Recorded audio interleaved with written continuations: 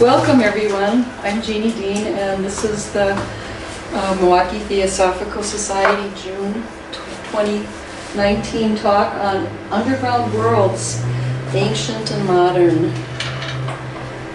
And it's unseasonably cold today. I had to wear a wool sweater in June. And I'm thinking, is this the year with climate change that we're going to have snow in July? So anyway, to begin, I've got a beautiful picture of the inverted tower, the Well of Initiation at Sintra in Portugal. And an amazing site. This whole talk kind of emerged from some of the work I'd done on the Knights Templar, and that is a Knights Templar site. When we look at cave structures, there's several types, and the focus that I'm doing is caves that are enhanced, occupied, or even man-made sites. Here's some examples of a naturally formed, the Mammoth Cave in Kentucky, a naturally formed canyon in Peru, a naturally formed ice cave in Iceland. Amazing, really. And also these very rounded sites are prehistoric burrows from giant sloths and armadillos. Kind of makes you feel creepy. But here we are on the planet Earth. And probably this talk will provide more questions than answers. But we are looking at different types of sites around the world, and sort of approaches more synthesis than breaking things down. And we're going to cover a lot of ground.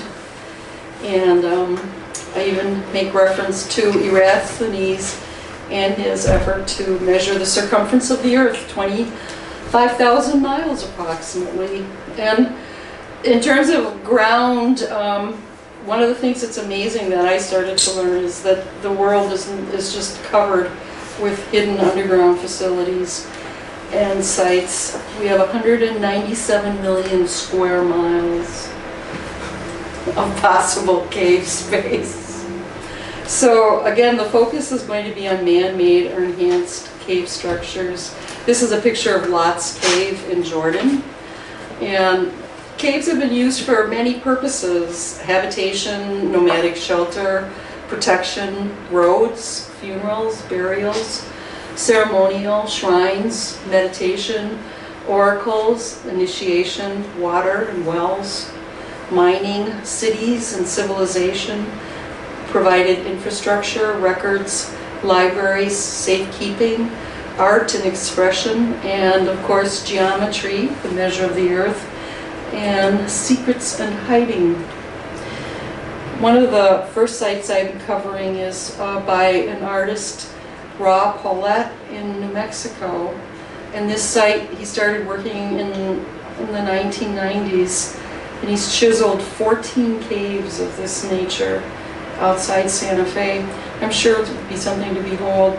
It's kind of interesting because at the same time that this fellow started doing this work was a period when many sites that I'm looking at here started to become discovered, and it would be the workmen trying to find clear a rubble or for development, and new sites have been found in the last 30 years, quite a lot.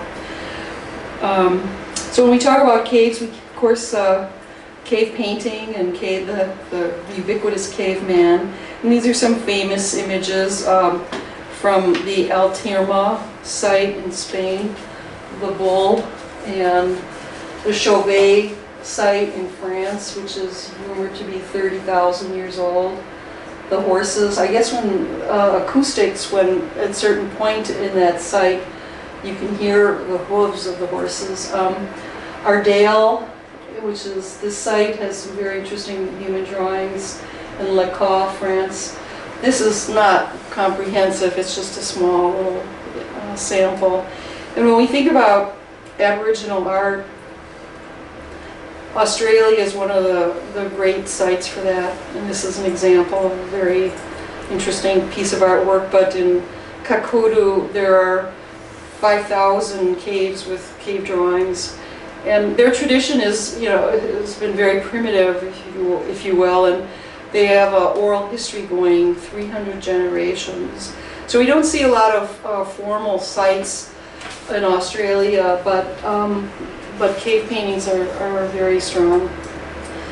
So typically, I'm going to cover a couple different categories of use, primarily ceremonial in cities or dwellings. And so the first group is funerary, and this is a burial cave in Nazareth. And I'm only going to touch on this briefly, but this is a series of catacombs. On the bottom right here is the famous French catacomb, the Roman and Malta, and an ossuary in Jerusalem. And different forms of burial, but again, we recognize this idea of the underground as a place for the dead. There's a famous site in Colombia called Tierra Dentro, which means buried in the earth.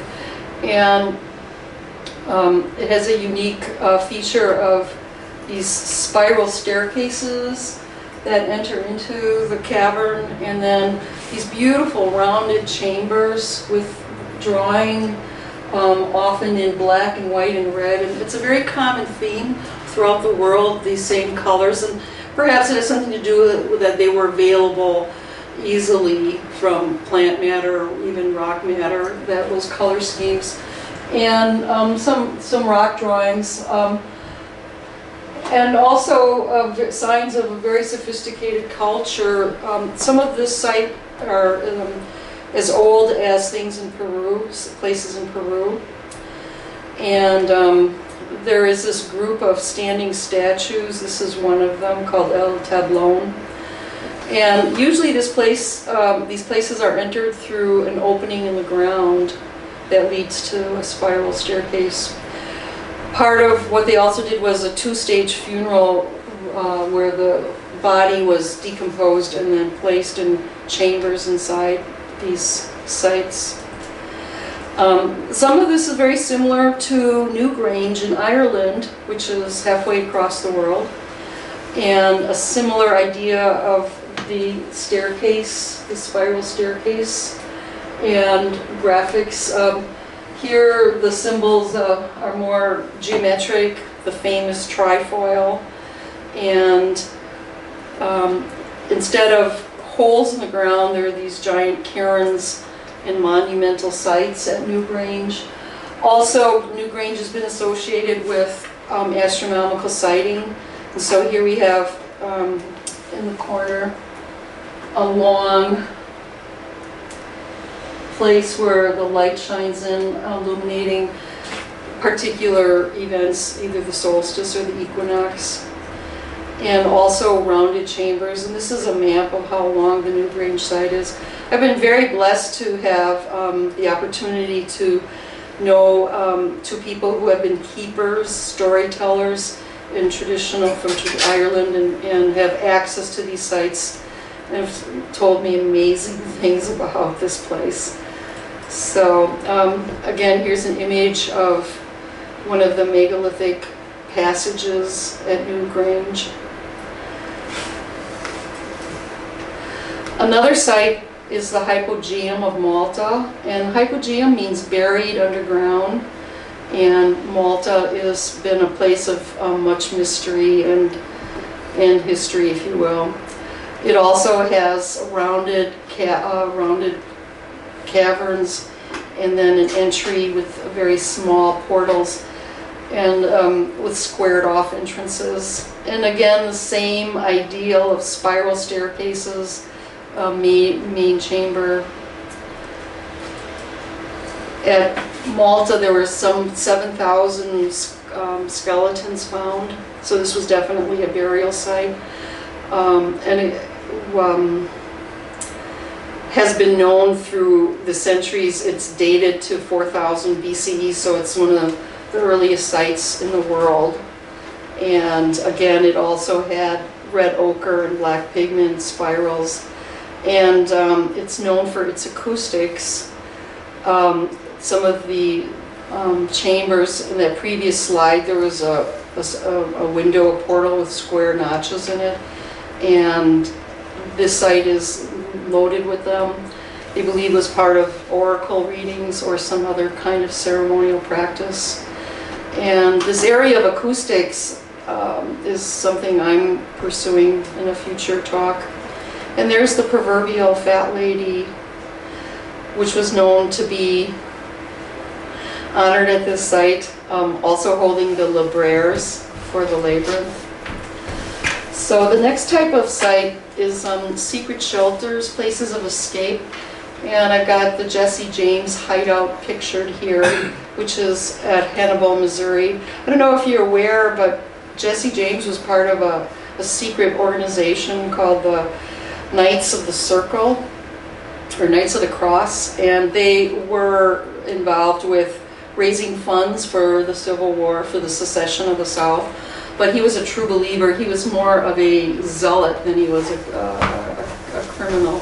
And he was known to have a cache of caves all through the Southwest where they stored their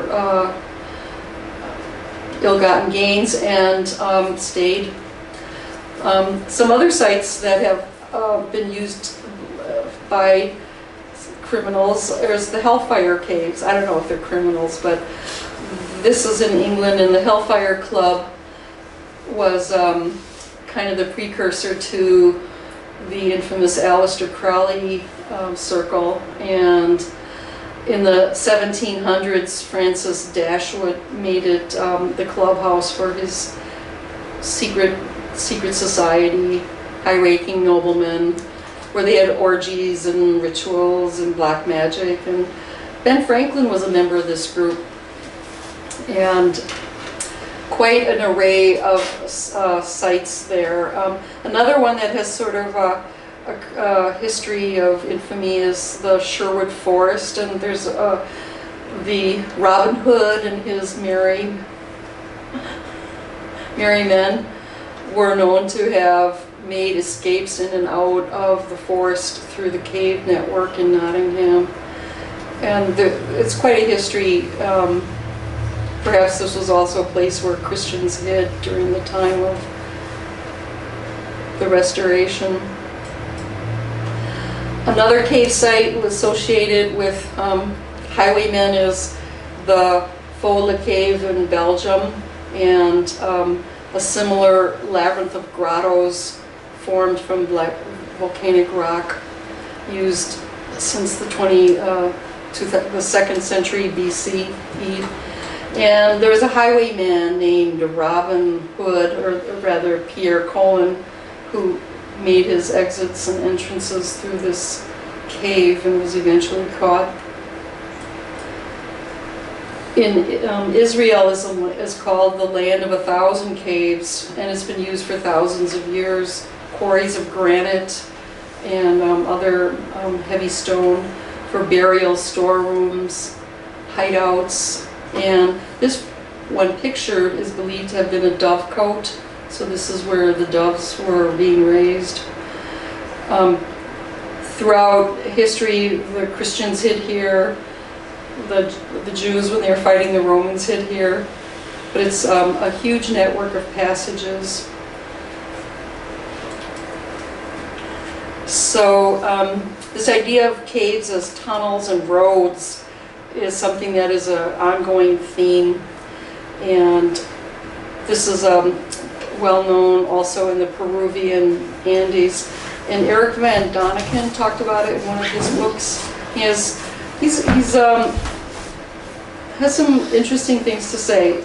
Vast tunnels which would leave modern underground contractors green with envy began behind 6 doors. These tunnels lead straight towards the coast, at times with a slope of 14%. The floor is covered with stone slabs that have been pitted and grooved to make them slip-proof. It is an adventure even today to penetrate these 55-mile-long transport tunnels in the direction of the coast and finally reach a spot 80 feet below sea level.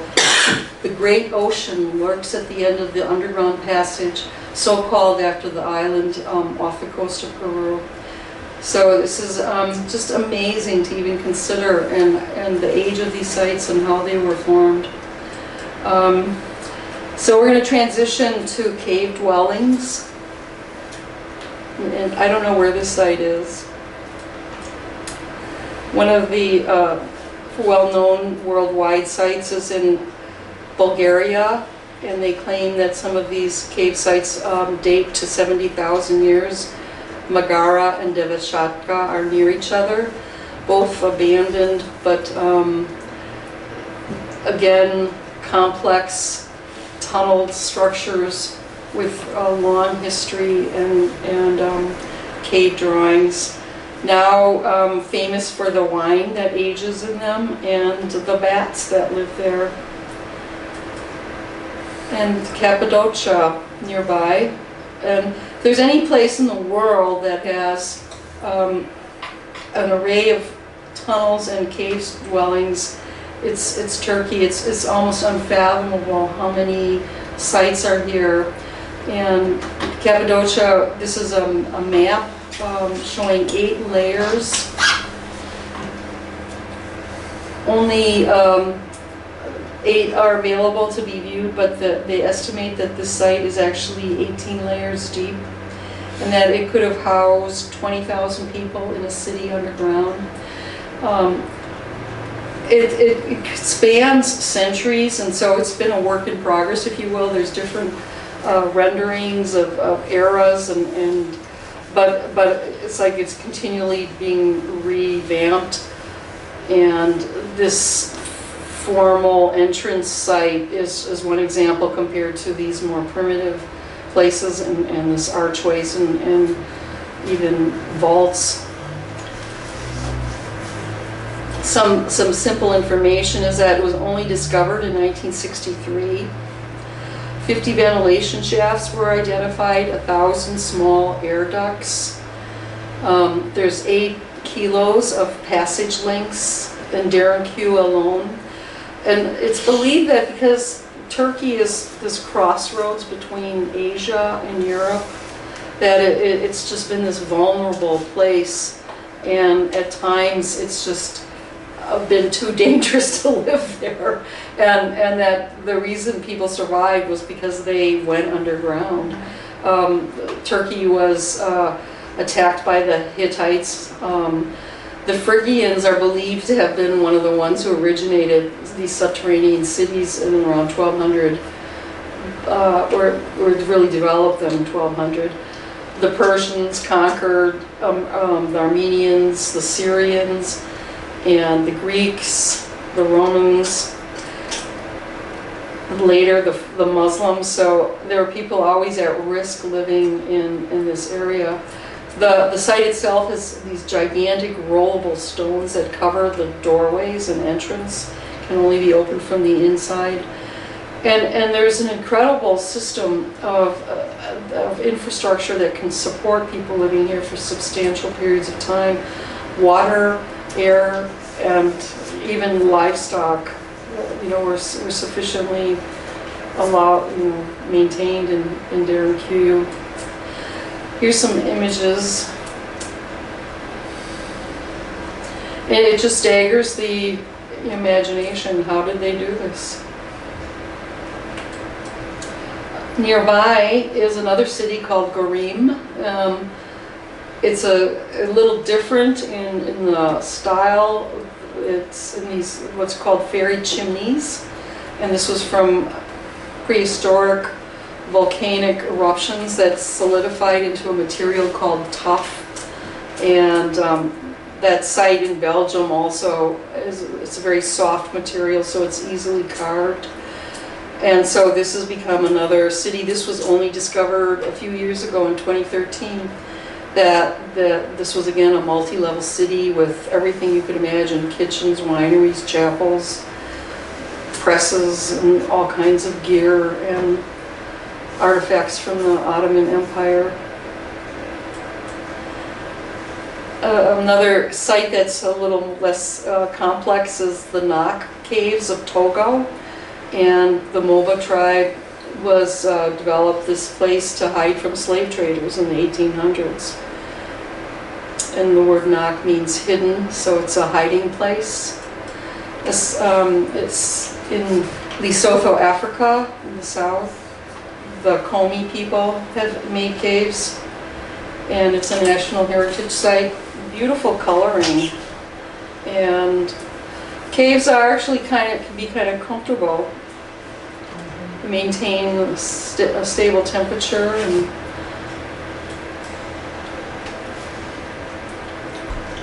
the next site that I'm going to talk about is in Shanghai, China. And if Turkey has been one of the major sites for cave dwellings, China surpasses it. To this day, it's estimated that 30 million people live in cave dwellings in China. To this day? To this day. Wow. Much of it is in rural settings, but there's a plateau in the north called the Loess Plateau, and there are numerous communities throughout. So these are some examples. And they're different types, like this would be a cliffside community. There's other ones that are sunken caves, like this one, and others that are just pure and simple detached caves. And this goes back to the 1st century BC, all the way through modern times. And some of the ancient sites they keep finding, there was just another discovery in 2004. So it's kind of interesting how these sites are being discovered in a large degree at this stage in world history for some reason. We'll probably talk about that again. But moving on, the next category is ceremonial sites.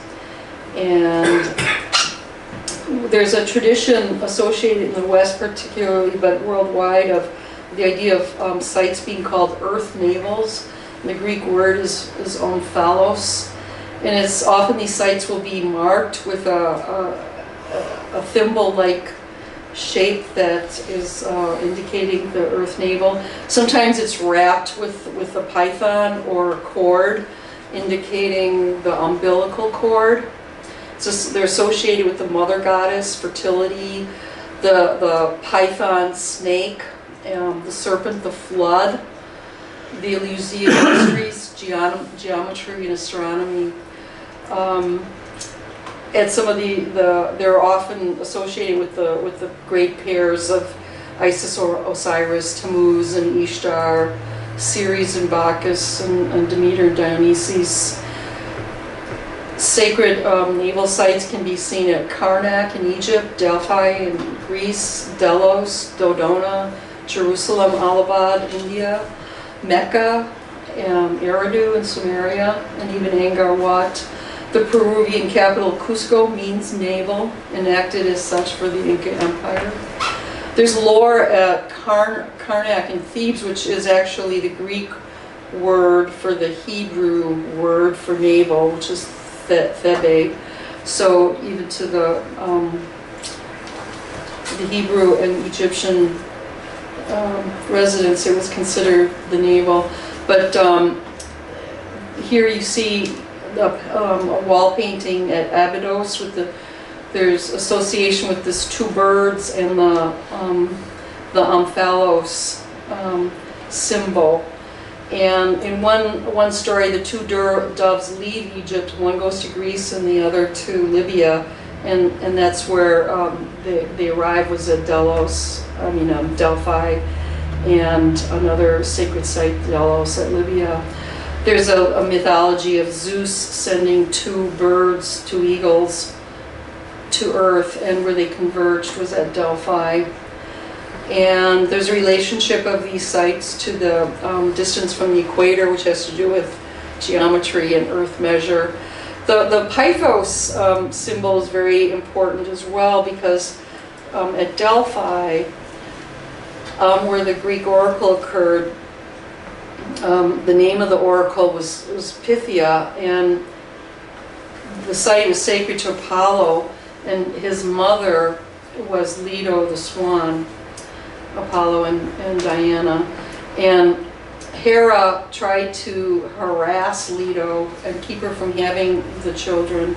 And she sends the Pythia, the dragon, to harass Leto. And so Apollo kills Pythia as revenge for harming his mother.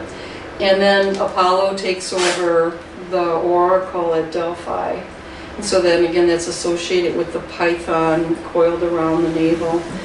And part of that, he begins the Pythian Games, which were games like the Olympics, but for art and music and so on. Gold medal in art.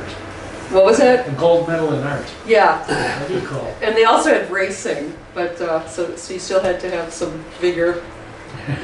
At Pythia, the oracle would sit on a tripod, a chair that was three-legged, and do the oracle once on the 7th day of the month. And the preparation was that she would bathe in the caves below and drink the water, and then there would be a goat that was slaughtered and its entrails would be analyzed. And the questioners would be prepared to ask her the question, and then she would go into a trance and give the oracle. And Plutarch, who was a priest there, said that the Pythia's powers came from vapors rising from a chasm in the Delphi caves. As it turns out, a study was done in the 90s, and they did. At first it was said, oh, that's just nonsense. Now they're claiming that there's two faults that converge at Delphi, and they're pushing thermal gases up into the water, groundwater. And in fact, that the water does contain ethylene, which is a minor, low-level narcotic and create ethereal state.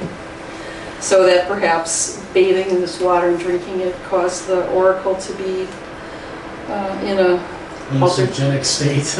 Yeah, a hallucinogenic state. This is a view of a cave site from Tibet, and she's a stunning person. She caught my eye as I was searching for images. And in Tibet, there's this idea of place as the word Naz, and it means abode, but also to be, a place to be. And there is this idea from Feng Shui, which isn't just about keeping your house tidy, about that places have spirit. And there's this idea of the three worlds, heaven, earth, and the underworld. And that mountains are spirit places and caves as well. And of course we're the intermediary between. So that caves are portals and openings, and they've been very sacred within Asian and Tibetan spiritual practices and all the different, both Buddhism, Taoism, and maybe Maoism. In fact, Mao ordered that they build subterranean shelters in the 60s. So caves are the birthplace of the celestial guardians, the dragons, and the idea of sites having great nas, or great spirit, their association with masters or teachers or great events. And so many times caves have been treated as places of peace for meditation, and monasteries have been built in these sites. Padmasambhava, the great guru who brought Buddhism to Tibet, left termas, which is teachings to be discovered later, and he hid them in caves. And there's a whole tradition of Buddhist cave painting, which people make pilgrimages to. So one of the great sites for the Buddhist cave paintings is Piyang in Tibet. And so here's some images of a monastery there, and I mean, it's just stunning. And then the places where people would live in these cave dwellings in the mountain. But there are 1,000 caves, some places of habitation, some of ritual shrine, believed to be governed by gods and spirits. As old as 21,000 years, and many of them have these incredible mantra paintings in them. And Only again, welcome. Come on Thank in. you. Okay, thank you. Hello. So some of these sites, again, were only discovered in the 1990s.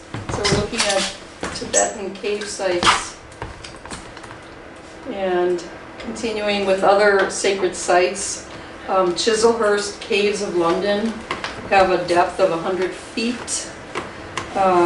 They're believed to go back several million years and have been shelters for the Britons throughout various stages of history, but even more so it is believed that they've been a site for Druids and like the monasteries of Tibet, monastic sites for the Druids of England.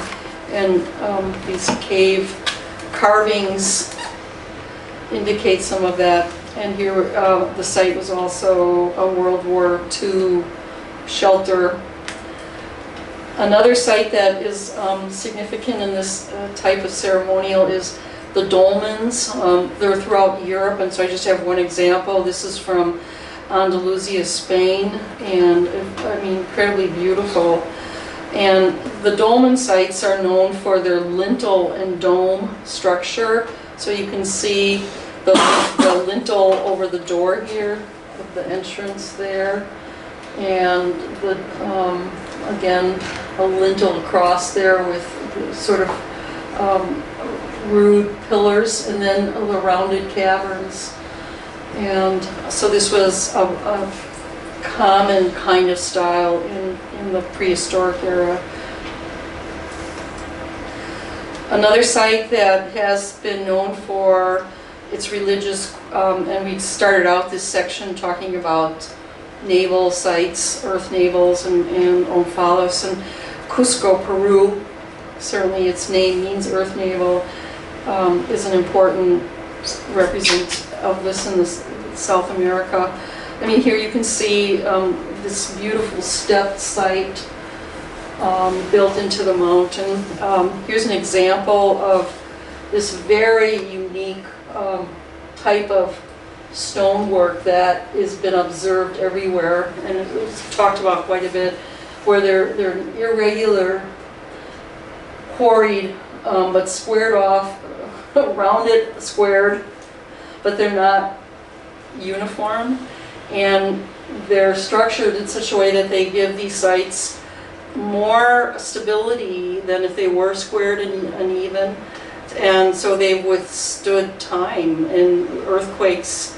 And we see this type of architecture in Japan, Australia. It's not so much Australia, but in Sumeria, throughout some of the ancient sites in Europe, in Egypt and Sumeria. And again, it's really tight.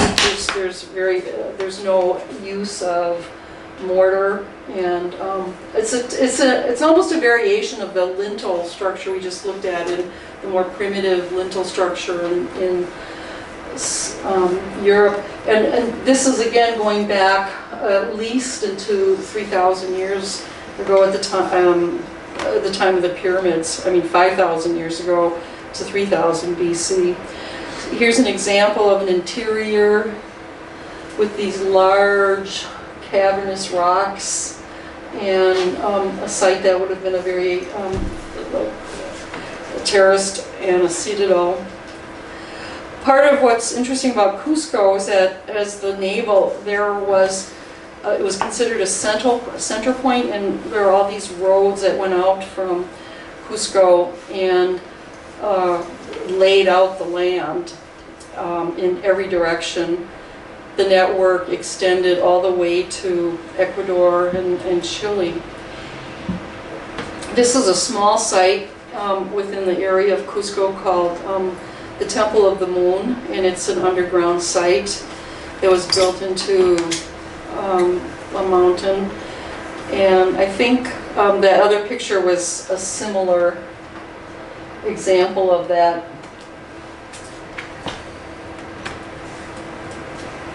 Another site in Peru that's very interesting, and it kind of reminds me of the tale we just told of how Zeus sent out birds to find the center to set up his site at Delphi. In this story, the god sends a lance down, and where it lands is where this site was then built. But here is in this cavern below the earth, and the site is called Castillo or Chavan de Hunter, and this gigantic lance that is pictured here is encased in this cave structure, and it's sort of the center of it and the point where they began construction. It has 17-meter walls, which is about 40 feet, and also using some of the same kind of irregular wood blocks we saw in the previous scene, and this kind of tunneling also. This site was also known for its interesting acoustics, and they found some great number of 20 of these shells, these shell horns, that were still functional, and they even had mouthpieces on them. And the age of them is not known, but it was significant. I also found these figures interesting. They're carved throughout the site.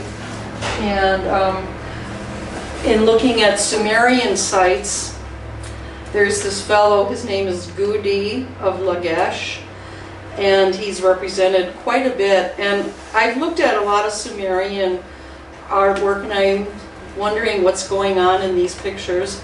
And this fellow shows up, and I mean, perhaps you're familiar with some of the Sumerian images of the great kings with their long beards and even their wings, and you know, they're supernatural creatures almost. And then there's this guy, and he's often in the rendition of the Sumerian art images. And what I'm thinking is that this is the human, and that perhaps they were dealing with extraterrestrials and who had smarts. They were smarter than us, and this would be their designated emissary. And we looked at the Book of Enoch and how Enoch was taken up into the realm of the gods and given knowledge and bequeathed the book. So this figure with this sort of hat is not only in Sumeria, but he's in Peru. And I think that I've studied the work of Zecharia Sitchin, and I've been certified with Sitchin to teach his work. And part of his translations indicate that the Sumerians did set up colonies in Peru. So this makes total sense to me. But it's very an obvious, simple observation. Another cave that has this ceremonial aspect is in the Royston Cave in England, which has a long history of being associated with Christian sites, but also with the Knight Templar. And whenever you see the sword, like this piece here, that is pretty much the code for a Knight Templar site. We found sites in Canada, the United States, that have engravings with that sword, and that seems to be a common thing. So this probably was a Templar site keeping some history there. And again, we're just doing a sampler. The next site is also a Templar site, and one of the most remarkable places in Europe. It's called Sintra, and it's a large complex called the Castle of the Regalia, and it has a long history even before the medieval era of having been a sacred site. This is the inverted tower, which leads to a well, where there were two wells, and they were used for initiations and ceremonies by the Knights Templars.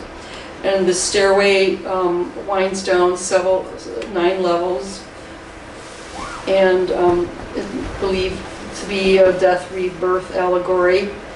But the site itself was created by the Templars in the 11th century, and Portugal, it's after reading some of the history of this place, was created by the Templars as a kingdom that was specifically guarding and protecting the Templars' secrets.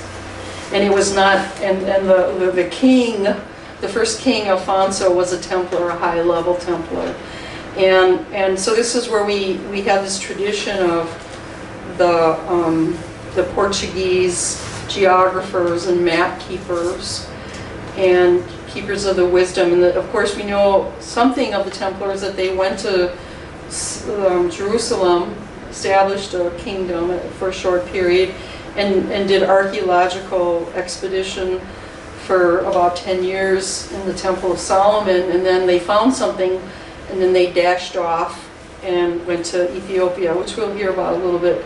But they did find something, and so of course the King of France wanted to know what they knew, and on October 13th, Black Friday, arrested the French Grand Master. So the Templars passed on all of their property to the Knights of Christ, who were ensconced in Portugal.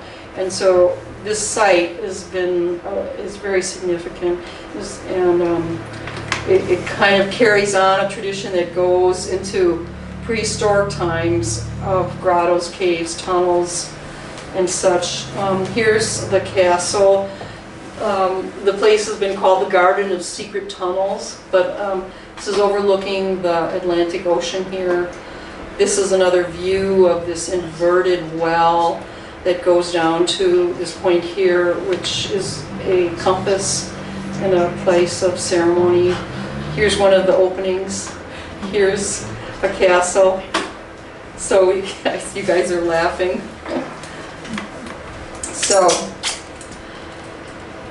that's all I'm going to say about that, and we're going to move on to cities that also were religious sites. And I'll start with Lubitschki, Georgia, which is called the Fortress of the Lord, another rock-hewn site, 3,000 years old. And it has temples to the sun goddess, and then sites that are Christian churches. It's on the bank of the river. It has been associated with many religious groups through time, and was occupied up until the 13th century. Not far from the famous caves of Cappadocia. So here's some images of that place. But you can see this, these rock-hewn sites. This is in Peru, a site that is not far from Cusco. Was part of the Incan Empire, also known for having some religious sites as well, and hearken to some of the things that we see in Rome with the Colosseum and walls with writing. There's the cliff dwellings in New Mexico, the Gila site. Is it Georgia the state or Georgia the country? Georgia the country, that's right. Yeah, off near Russia. And Mesa Verde.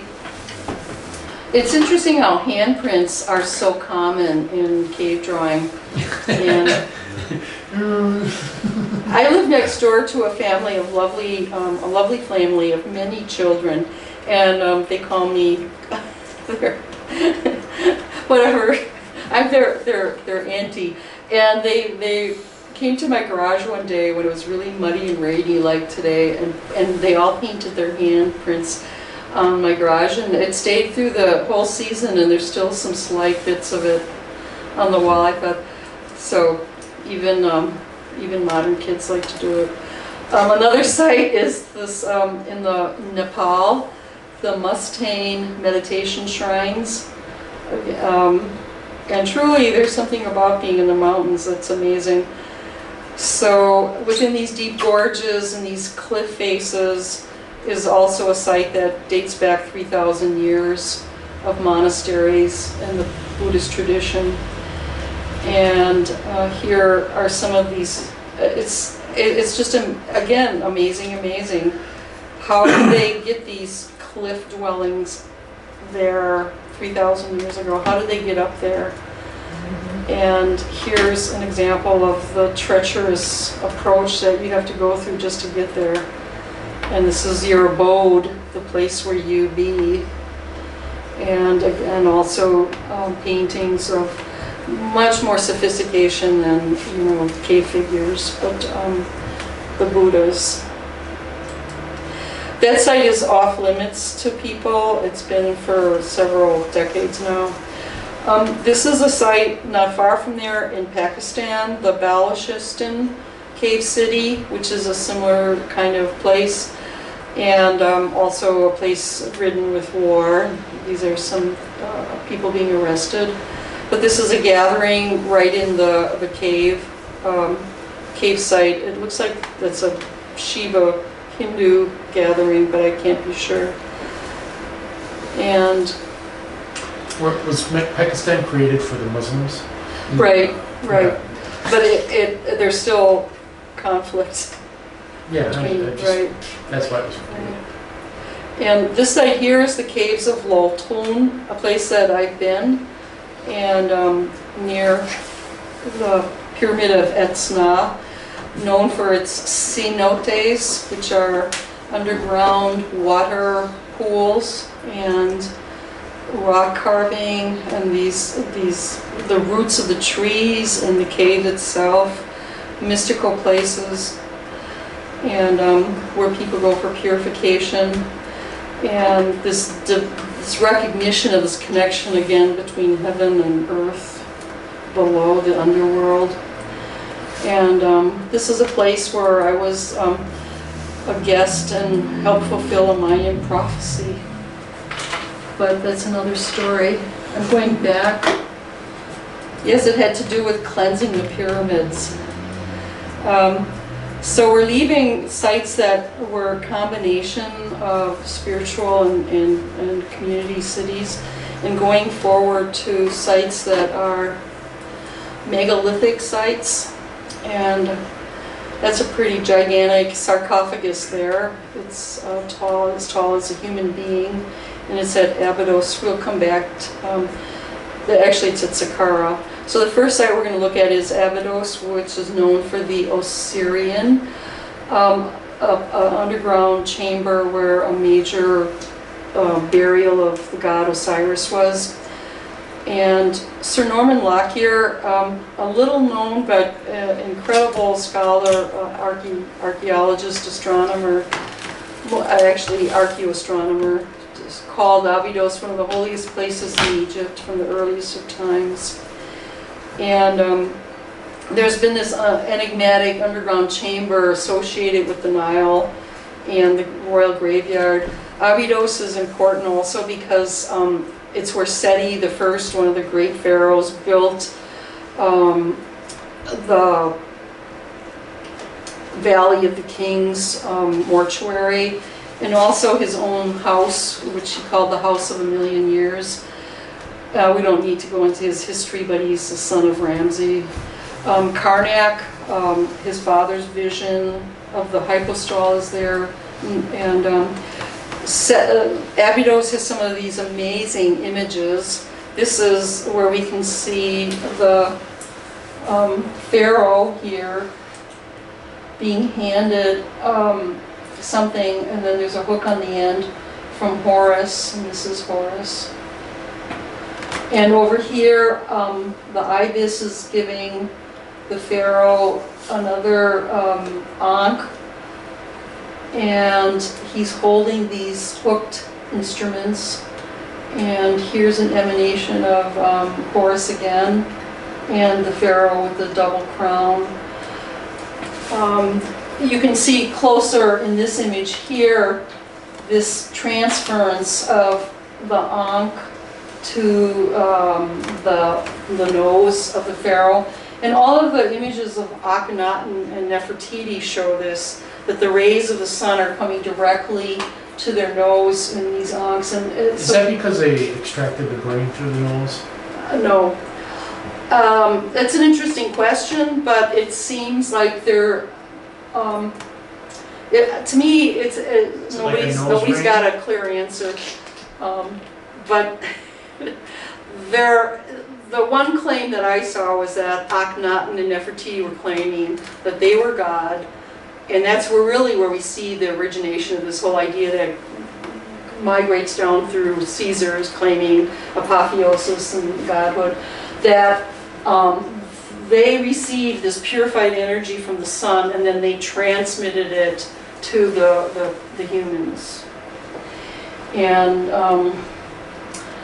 Abydos is the place where we have this famous image of the helicopter hieroglyphics. Have you seen this before? This No. image? This is considered to be imagery of helicopter and space vehicles right in the Abydos temple. And it's a very controversial picture. It also looks like some sort of flying critter. And this is just one view of the hypostyle, which was a forest of pillars, a really incredible site that was over 100 pillars. Seti's work. But Abydos is an amazing site, a megalithic site. He also created this king's list. And here's a youth with the one curl indicated being taught in the king's list of Egypt. So at Abydos, with all those other things, is the Osirian, which was a ritual burial of Osiris. And this is a pool of water. And it's kind of green colored, but you can also notice these large megalithic blocks, kind of like what we saw a little bit at Peruvian sites. And how this was built is not known or explained. And what was found here was a gigantic sarcophagus that they determined was the site of Osiris' burial. Of course, Osiris, when he was killed, his body parts were thrown into the Nile River. And so that's a ritual burial of Osiris. Here's some of these megalithic blocks. And part of this is associated with the mythology of the bull. And here's the bull being killed. The next megalithic site is Saqqara, the stepped pyramid. And it's the earliest pyramid that was built. It's kind of like a ziggurat from Sumeria. Here's an ancient picture. But not only does the pyramid go up, there's this huge site underground, and this network going into the Apis tombs, and Apis is the word for bull. And in this Apis tomb, or the Serapeum, which also means bull, is this long tunnel with these niches lining it, and within each niche is these gigantic black granite sarcophagi. One theory is that they were burying bulls in them, mummified, presumed, and we know they did cats and birds and other creatures. And one theory too is that this was a gigantic energy plant. It looks very industrial, if you will, and that these gigantic sarcophagus had electrical magnetic properties with the granite, and that something happened inside. And one theory is that if they were using bull, or human or animal energy, it was decomposing in this vacuum state and generating energy that could then be transferred through the granite into providing energy for some other source. It's a theory, but it's emblematic that people need to look at this site differently than the myth. I mean, we talk about looking at some of the fairy tales of religious beliefs, and even when we hear about some of the fairy tales of Egyptian lore, like we still need to, no one, to my understanding, has come up with a reasonable explanation of why they believe mummification was so important. And the terminology that's been presented is to overcome the second death, but nobody's explained what the second death is to an Egyptian. And we did a research on that some time ago. And moving on, the next site that's a megalith is Petra at Amman. And this is, again, monumental. If you can get a sense of scale from the figure on the ground here, this is like 300 feet tall. And it's carved in the bedrock. This incredibly ornate structure carved in the bedrock of Petra. And again, an important stop on the Middle Eastern Silk Road, a gigantic structure, intricate carving, a treasury. One site we just looked at is called the Treasury. At some point the Romans took it over. The site was eventually closed down with an earthquake in the 3rd century and was dormant except for Bedouin travelers, and then rediscovered in the 1800s. Here's a view of Petra from a cliff edge looking down, and here are tourists and this narrow chasm which people enter the site, and it was virtually hidden from the world. It's amazing. Petra is you know, this little known site. Is that a picture with the tops cut off, or are they really that flat? This part here, The upper left-hand picture. the tops are cut off. The tops are cut off. Because it's just cut off, yeah. And then here, this is called the monastery. Nobody really knows if the building, this is the treasury or if this is the monastery. Here's examples of the walkway through there, this narrow space. And these niche inside the treasury are estimated to be, I think, 15 to 20 feet tall. So whatever was in there was very large. And it's one of the oldest sites known. And the beauty of this stonework is really something else. The Romans built a Colosseum there and a forum, and that is all still evident. So we will leave Petra, but it is an amazing site as well. Next stop is Ajanta and Ellora. So Ajanta is a Buddhist temple and Ellora is Hindu, and they're in India, and they're 40 miles apart along the Agora River. There's stupa, pillars, cave animals, Hindu deities, and Buddhas. They're built in phases. Detailed, elaborate carvings that just boggle the mind how this was done. You can see this beautiful porticos leading to this central Buddha, 100, 200 feet tall, basalt bedrock. Shortly it will be closed to the public, but here's some images. So this is about 150 feet down, and it's astounding who made these. How did they make this? And one proposition is that the Vedic texts talk about a laser type machine that could evaporate the stone. So something was carving it and evaporating the stone. There is no evidence of stone that's moved, and they've estimated it's 200 million ton that had to be removed to make this site. So these are things that give us pause. This is Kailasa, a temple near Ajanta, and a Buddhist site.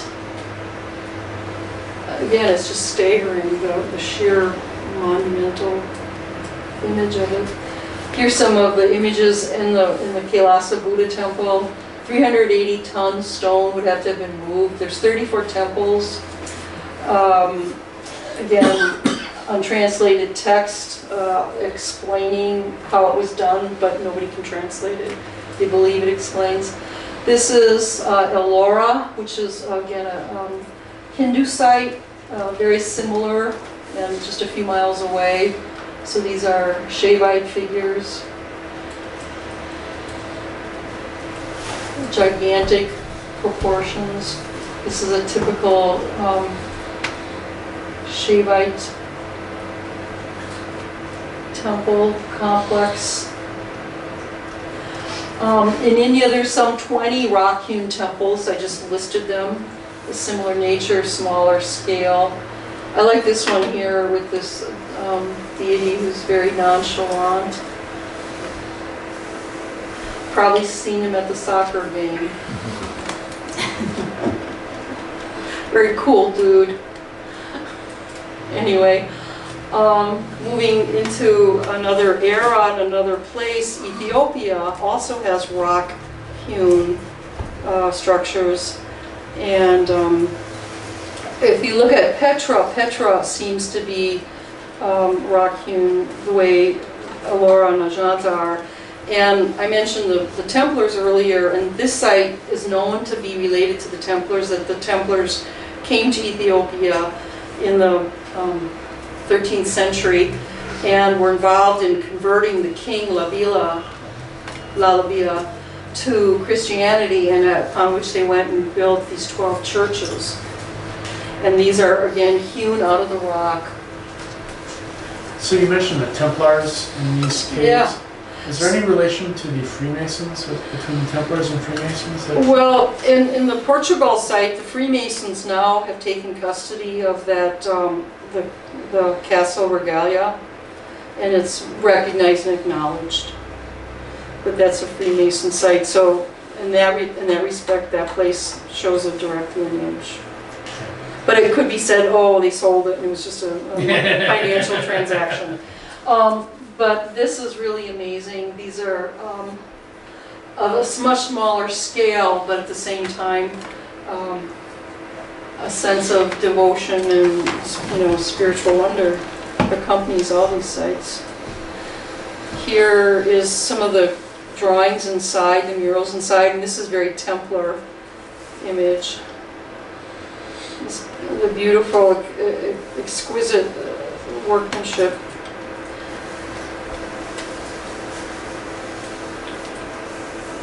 The last one in this group is the Moago Caves in China, and these are Buddhist sites and they're repositories of Buddhist art. They also are sort of carved into the cliff dwellings. It's a very common theme, and these are similar to what was burned out of Afghanistan, but they're all over China. There's about 20 of these, so I don't know if they're all over, but this is also a similar style, and here's a little map of some of the famous sites. Our next topic is Caves Museum, and this is a map of the cavern under the Grand Canyon that is said to hold a repository of Egyptian mummies and other artifacts from the Middle East. So one of these repositories is the Longzhou Grottos in China, and these are another thing that's staggering in their scale. Only discovered in 1992, dating back 2,000 years, 30 meters high, 100 feet high, and a cave, so again underground. How it was built, no one knows. They also have sacred figures hearkening to another era. I mean, they look like they're incredible artistry and craftsmanship. When I look at the Sumerian works, I think they're the most precise on the planet. When I look at these, I would say these are equal in their precision and quality. And again, it's the oldest things that are the most perfectly produced. Another site is the grottos in Fushan, China. Here is a sense of the giganticness of this site. So who did that? Who made these? They're thousands of years old. And again, one of the things that we see is that some of these seem to have survived the flood, the Great Deluge. So this is images from that site. And the Chinese, now that they've opened these and found them, like to light them up with neat color schemes. So that's how you get that orange-green.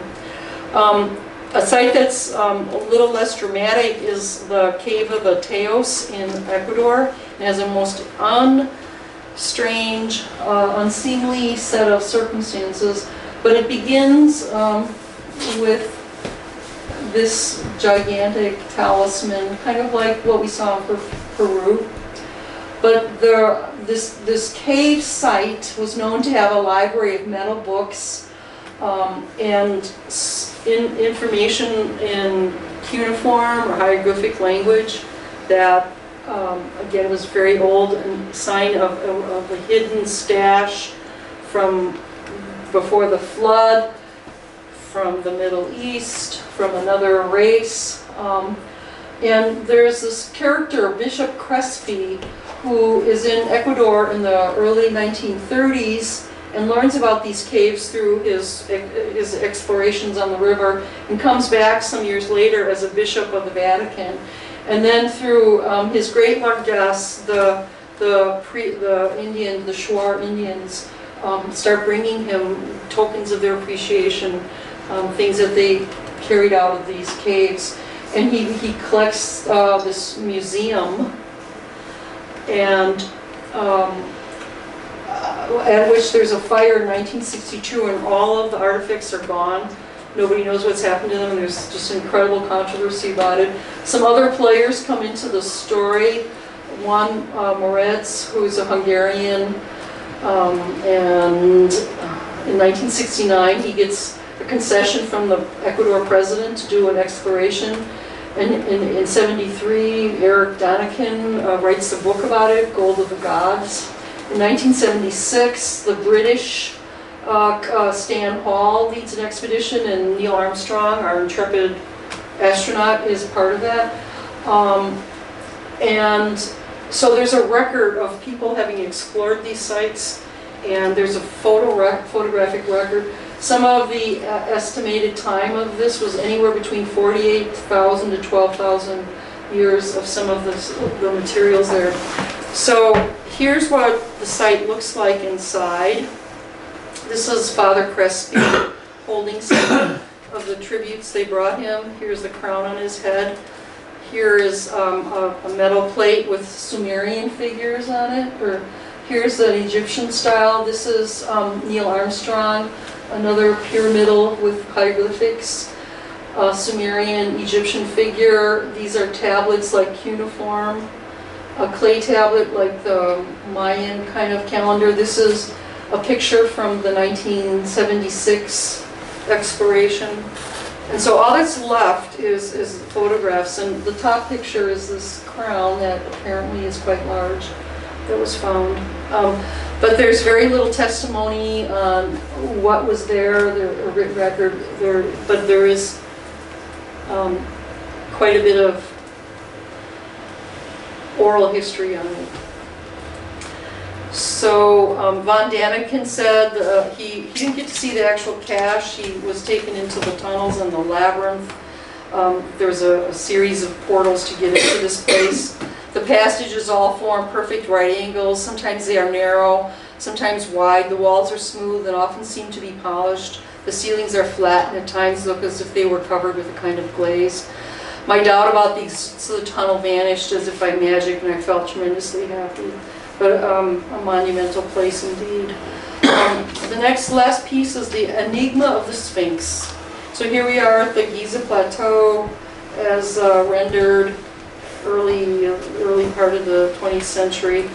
And there's always been a historic record of claims of an underground site there. Herodotus, a labyrinth of impressive size, contained up to 15,000 rooms. Iamblic,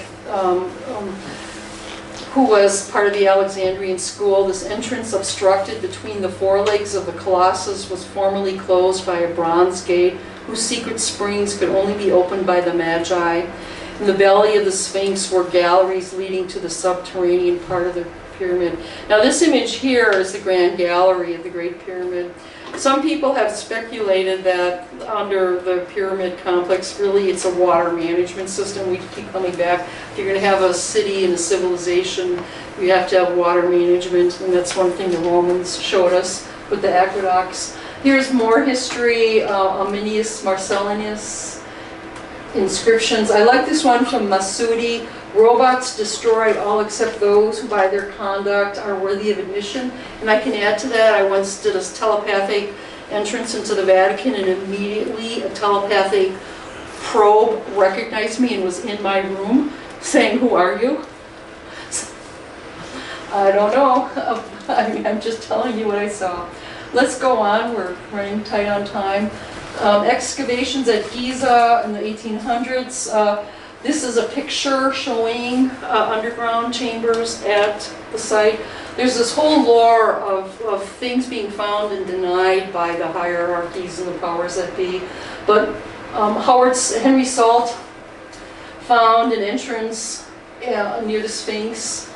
Howard Weiss went and found and probed further, and he found what's called Campbell's Tomb, named after the benefactor. Later on, Hassan did some work, and then Zahi Hawass, who was the grand arbiter of the Great Pyramid and all that, whatever the title is, who was now removed. But he eventually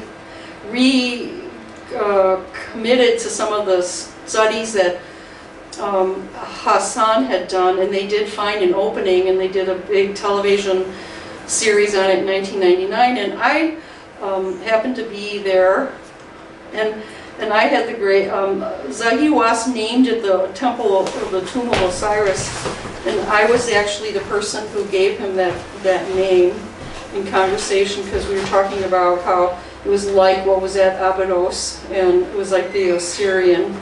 And so now they call it the Tomb of Osiris. Yes, been there, done that. Andrew Collins, who's a great explorer, recently in 2009 found the tomb that was mentioned in the work by Salt, and that is in the back of the pyramid.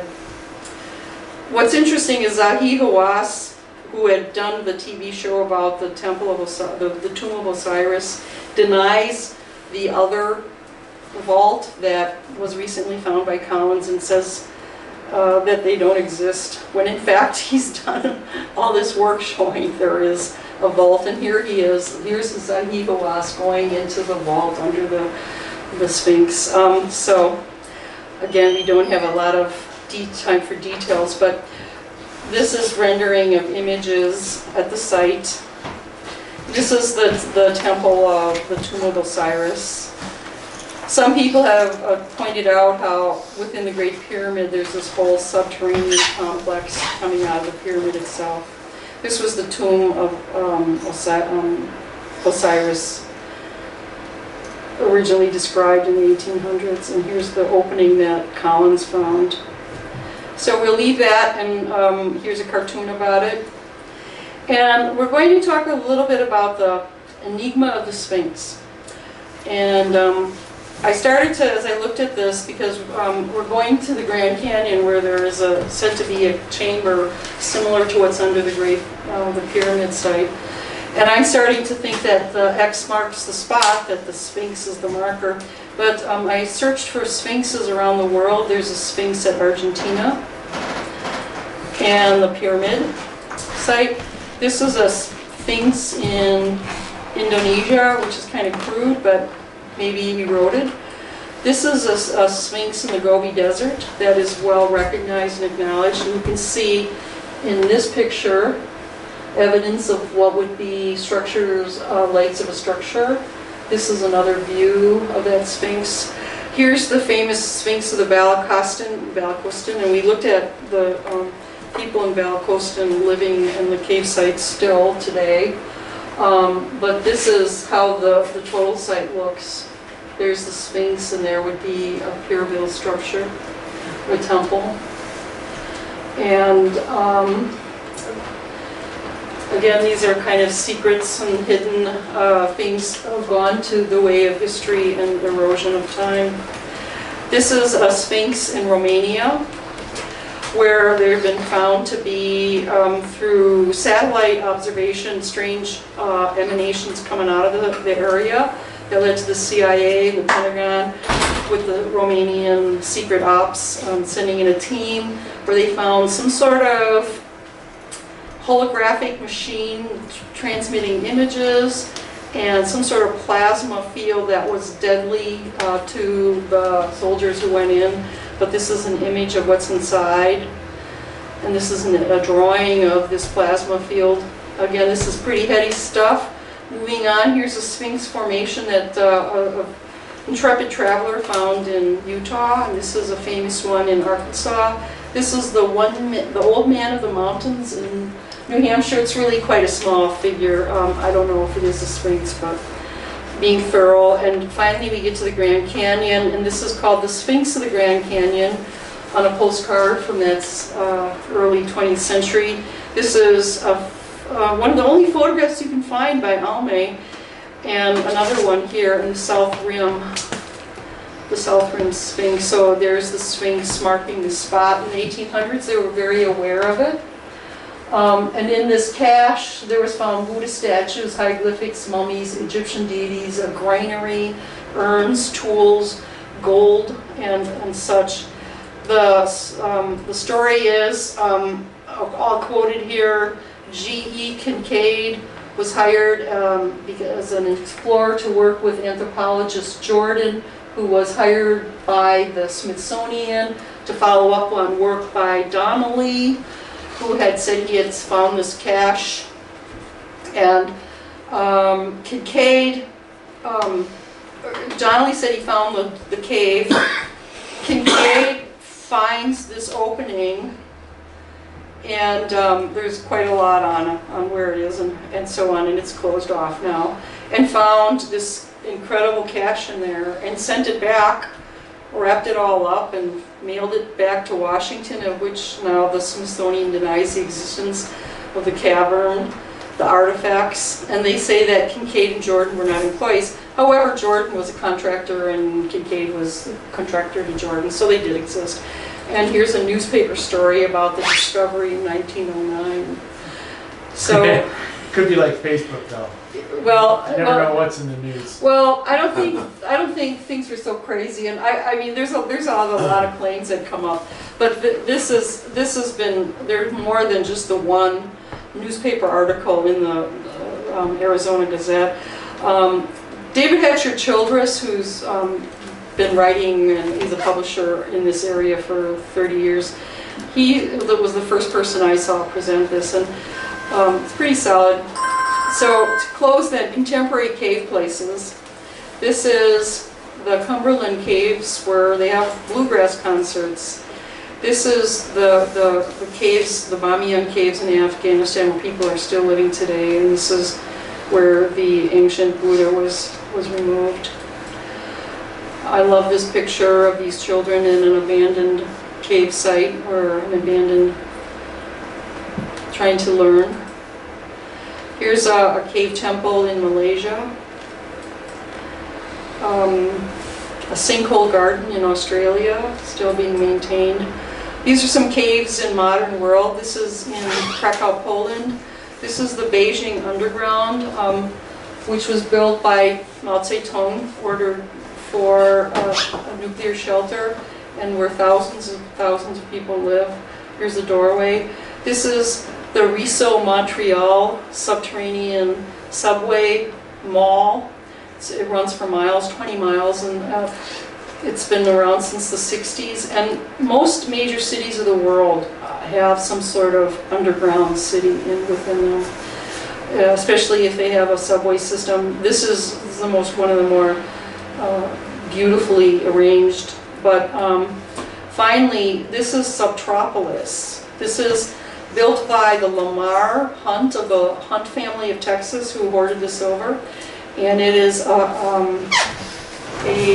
road system of 55,000 square feet, several miles of underground storage that you can rent and send your truck to put your stuff in, and it's called Subtropolis. So closing, I'm going to mention the House in the Rock, Spring Green. Oh, I've been there. Yeah, and this was a true man cave. He was Alex Jordan's vision, and he was kind of wealthy son of a wealthy widow and needed to get away. So made up this cave place. It was an interesting set of whimsies. And here's the infinity room where you can look out. Now they're talking about doing that at the Grand Canyon. Last but not least is what would Mark Twain say? And here's a picture of him in the Hannibal Cave that he helped make famous shortly after it was discovered in the 1820s. And from Mark Twain, the cave was but a labyrinth of crooked aisles that ran into each other and out again and led nowhere. It was said that one might wander day and night together through its intricate tangle of rifts and chasms and never find the end of the cave. So we looked at how caves are dwellings and spiritual, they're libraries and funeral sites. Cave can be a place of the unknown. This is Haitians taking shelter in 2016 after Hurricane Matthew. This is a cave can be the point of reference from where we came, the spy cave where they found the Neanderthals in the 1920s, where they were eventually taken out. This is the view from inside the cave, and this is the view of the outside. Caves can be a place of refuge, home, abode, the place to be, and a place at risk. A place of mystery, a portal to the underworld, a place of return. The beginning. And this is in Portugal. So I leave you with that. Thanks. And I heard that somebody was to Cappadocia. You want to say anything about it? It's a beautiful place, but it's all underground. But above ground, you don't find anything fancy in that particular cave that I went to. Everything happens underground. Oh, really? Most of it. So you can't go down into... You can, but it's you see everything once you get underground. Outside is not that great. Yeah, so you would not even barely know it's there. What was your feeling when you were inside? It's awesome. It's very overwhelming, go in, but you have to go one behind the other to get in there. You have to go in a line, so to speak. Sure. It's a narrow, confined space. Yeah. Anybody else have any thoughts or questions, comments on cave places? I've actually been to one. Which one? Well, the versus Mesa Verde, I can believe it. Oh, you've been to Mesa Verde? Yeah, I was actually able to crawl through that was really cool. I was surprised because I'm kind of big and I heard they were small, the people that lived there, so I was a little scared I'd get stuck and I'd end up being part of the relics. Wonderful. That's the winter. Yeah. Yeah, to me caves are kind of scary. They're so dark. Yeah. They're not lit. They're dark as heck. Yeah. It don't get darker than that. Yeah, the darkness. And I was so struck, the last piece I did was on sacred places and the idea of geometry. And it opened me up to seeing some of these other megaliths. And this whole question of how did these sites get made, who did this, where did they come from, is left me just wanting to know more. And of course, it's hard to know. Some is big distance. Can't know for sure. So if we don't have any other questions, we can do our closing. And